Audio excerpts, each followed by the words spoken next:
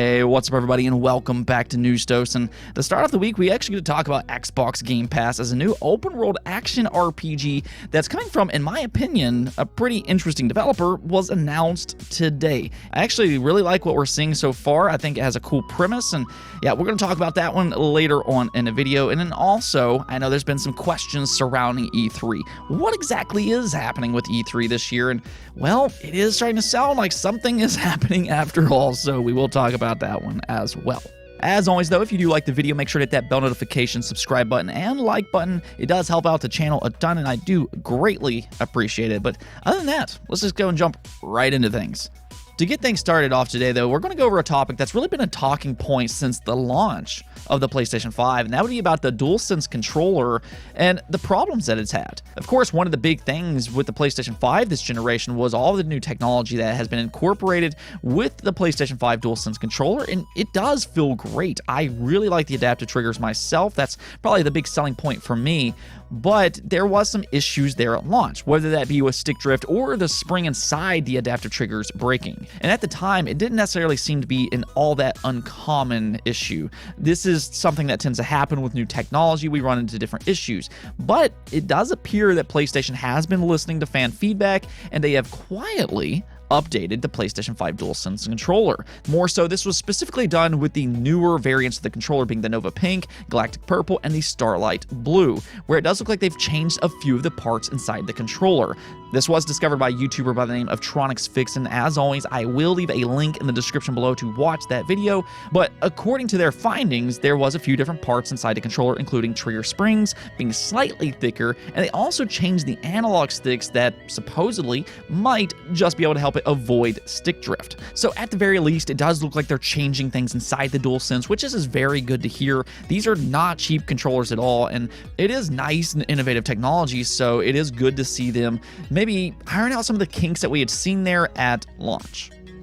Next up, and this one was a little bit of a surprise, but PlayStation actually just announced another State of Play for the month of March. Yeah, I mean, we just had a State of Play last week, so this might come off as a little bit of a surprise, but they did announce a new State of Play for March 17th, though this one is specifically focusing on just one game, and that would be Hogwarts Legacy. Yeah, this is a highly anticipated third-party game that fans have really been wanting to see more on. Of course, Harry Potter is absolutely massive in general, and the initial trailer that they showed of this game, it has 28 million views, and it shows basically next to nothing. So yeah, there's some excitement built around this game, and you're not gonna have to wait too much longer because we're gonna get 14 minutes of Hogwarts Legacy on March 14th. They do say that it'll be featuring over 14 minutes of Hogwarts Legacy gameplay captured on the PlayStation 5, and then after that, they're gonna have an additional 6 minutes of the developers talking about this game. So in totality, you're gonna get 20 minutes of Hogwarts Legacy here, so that you're gonna get plenty of content here in just a couple of days. And I assume that we're also probably going to get a confirmation on the release date as well. We have been hearing that it's slated for a late 2022 release, and with them already showing this much footage early in 2022, that is a good sign. But really, there's a good chance that we're only going to have to wait a few more days before we officially find out about that. Nonetheless, if you have been looking forward to Hogwarts Legacy, make sure to tune in on March 17th at 2 p.m. Pacific Time or 5 p.m. Eastern Time. Now, we also have an interesting game that might be heading over to the Nintendo Switch sometime here soon, being F.I.S.T. Forged in Shadow Torch. This is a game that released last year on PlayStation and PC, and it's overall pretty good Metroidvania style of game. And that's kind of the thing, because this genre here that's growing in popularity, it really just feels great to play on the Nintendo Switch. Whether that be Metroid Dread, you have Ori, there's also Hollow Knight. This genre feels really good to play on the Switch, and it looks like F.I.S.T. might be the next big game to hit this genre on the Switch, or at least that's according to a rating over in Taiwan. F.I.S.T. was rated for the Nintendo Switch in Taiwan, and this is something that we have seen time and time again over the last couple years, where when a game gets rated over in Taiwan, more often than not, an official announcement is soon thereafter. Now, this could be a couple days, it could be a couple weeks, or even a couple of months, but it does seem like most of the time an announcement is made eventually after a game is rated over in Taiwan. And again, this is a good Metroidvania, so if you do like the genre and you play on a Nintendo Switch, then you might want to keep an eye out for F.I.S.T. Shadow of the Forged Torch. Next up, we do have a brand new game to talk about coming from A44, which is the studio behind Ashen. I actually quite like that one a lot. We'll get back to that here in a moment, but they did announce their next project, which will be launching directly into Xbox Game Pass later this year in 2022, and that would be Flintlock: The Siege of Dawn. Now, this is an open world action RPG, and though unfortunately we haven't gotten any type of gameplay just yet, they did reveal a cinematic here, which did catch my eye. I don't typically get too excited when it comes to cinematics, but I did think that this cinematic was very well done, and you can kind of get an idea of what this game will be about. The few things that we do know right now is that Flintlock will be combining guns and magic in combat, and you'll also have this AI-controlled magic animal companion, which we do see in the trailer here. It actually, again, seems to have a very interesting premise, and I like the visual art style that they're going with. Of course, we'll have to see how that translates into official gameplay, but the main reason that Flintlock has really caught my attention is the studio that's working on this game, being A44. Now, if you've been following the channel for a while, you might know that I was a big fan of Ashen that released back in 2018. That is a game that really caught me by surprise, and it was actually one of the first games that really sold me on Xbox Game Pass, for that matter. Here was a game that I really didn't have much expectations for, and then I played Ashen, which is kind of this Dark Souls-like type of game, and I love the world, I love the combat, everything about that game I thought was fantastic. Seriously, if you haven't played Ashen and if you like Souls-like games, I would highly recommend checking that game out eventually. I know Elden Ring is out right now, so you might not have time for it, but later on down the road, if you finish up with Elden Ring and you want another game like that, I would recommend Ashen. Very, very good game. So I do think that A44 is an up-and-rising studio, and I'm excited to see what they're going to do next here, and it seems like they're taking things to the next level. It seems like this will be an even more ambitious title, being an open-world action RPG, and that is one of the things that immediately absorbed me into Ashen. It had such a beautiful and mysterious world. It was also well crafted, so I do have some confidence with them making an open world here. Again, I mean, also you take a look at Ashen, it also had good combat, but I will be curious to see how they intertwine all of the different elements that you're talking about here in Flintlock. I mean, you do have a lot going on here with gun combat, there's also magic-based combat, and then on top of that, you do have the AI-controlled animal companion. I think the combat in this game could end up being really creative, so I'll be excited to see that as well. Nonetheless, I do think that Flintlock looks interesting, and it will be releasing later this year in 2022 for multiple platforms. It will be launching directly into Xbox Game Pass because, well, that's what they do, but then it's also going to be coming to the PlayStation 5, the PlayStation 4, Xbox Series, Xbox One, and on PC through Steam and the Epic Game Store. So you're going to be able to play Flintlock on most platforms out there, but this does look like yet another really interesting game heading over to Xbox Game Pass. And, you know, the thing about it is we're probably going to get some more Xbox Game Pass games revealed later this week. It's really getting hard to keep up. Moving on, we are getting to that part of the year where we start to hear about these big events, typically being E3. That is the thing, though, because there has been some questions surrounding E3 this year and whether or not we'll even get an E3 at all. Really, this has kind of been a question for the last couple of years as publishers are starting to move more towards those digital direct style of events, but it does seem like some news is surfacing now when it comes to E3. This is according to the often reliable insider Tom Henderson, which posted this over on Twitter. E3 will be an entirely digital event again this year, according to the ESRB, who sent out emails to developers today.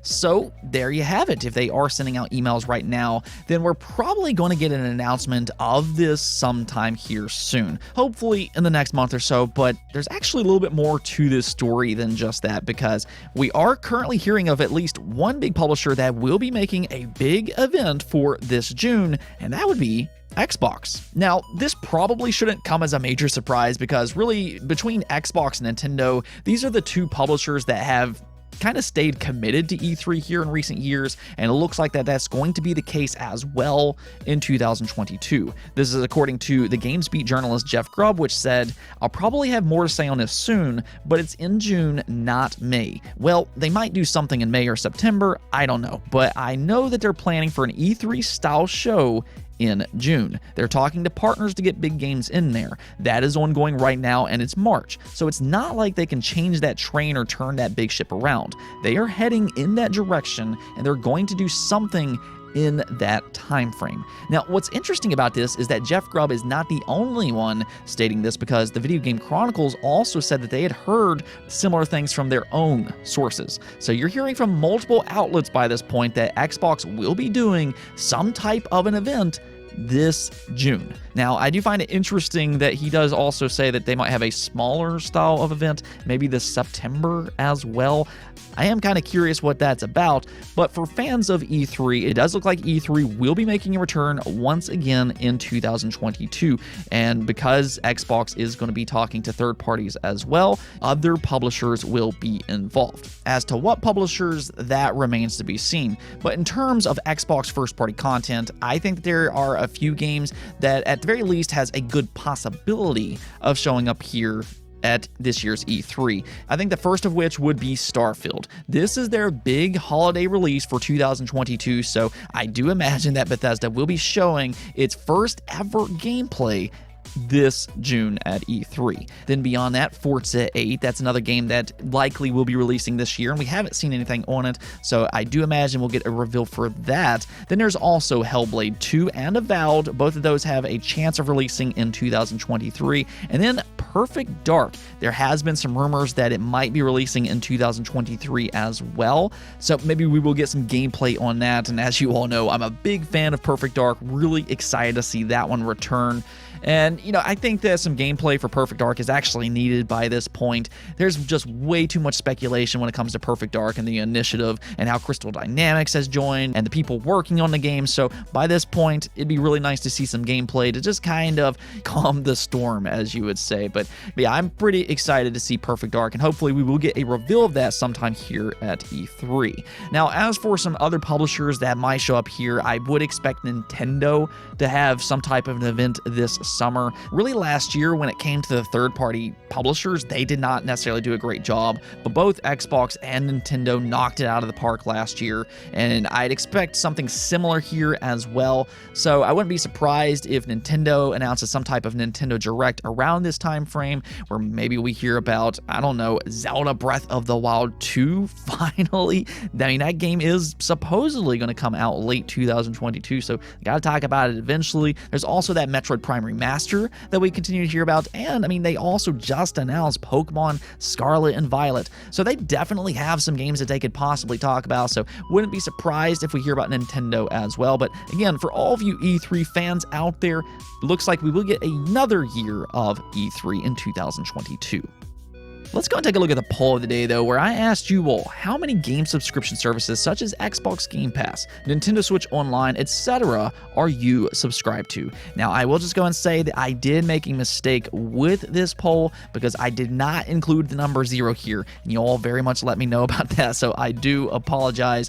But based off the options that I did have, most of you all did vote for 1. 66% of you all did say 1, while 24% of you said 2, 7% of you all voted for 3, 1% for 4, and then 2% for 5 or more. Yeah, that's a lot of subscriptions, but that's kind of the direction that we are heading in right now. We actually saw something very similar happen with shows and movies. At first, you had Netflix, but then later on, I mean, a lot of these other companies started to catch on. Yeah, you can make a lot of money by doing this. So here comes Amazon Prime, there was HBO Max, there's Hulu, and the list kind of goes on. And we're seeing the game industry do that as well. There was Xbox Live Gold years and years ago, and in here came PlayStation Plus, and now we also have Xbox Game Pass, Nintendo Switch Online, there's PlayStation Now, Amazon has Luna, Google tried Stadia, didn't exactly work out for them, but yeah, you can quickly see that you can really start to put a lot of money into all these different subscription services if that's something that you want to do. But it does seem like most of you all are just going to stick with that 1 or 2 subscriptions. It really just seems like it comes down to those 2 or 3 publishers that really makes these great subscriptions, and those are the ones that are going to succeed, and then the rest, they just kind of end up falling behind. Even myself, though, I do subscribe to 3 different services, one being Xbox Game Pass Ultimate because I think it's a brilliant service. Then I also subscribe to PlayStation Plus, which I do think that has done a pretty good job here in recent years. And And then lastly, Nintendo Switch Online, because, well, it did start off as a $20 subscription, which is pretty affordable compared to some of the other services on the market, especially considering you get access to several old school games, which I very much still like to this day. Either way, though, it does look like most of you all stick with primarily just 1 or 2 subscription services. Let me know in the comments below, though, which services are you subscribed to.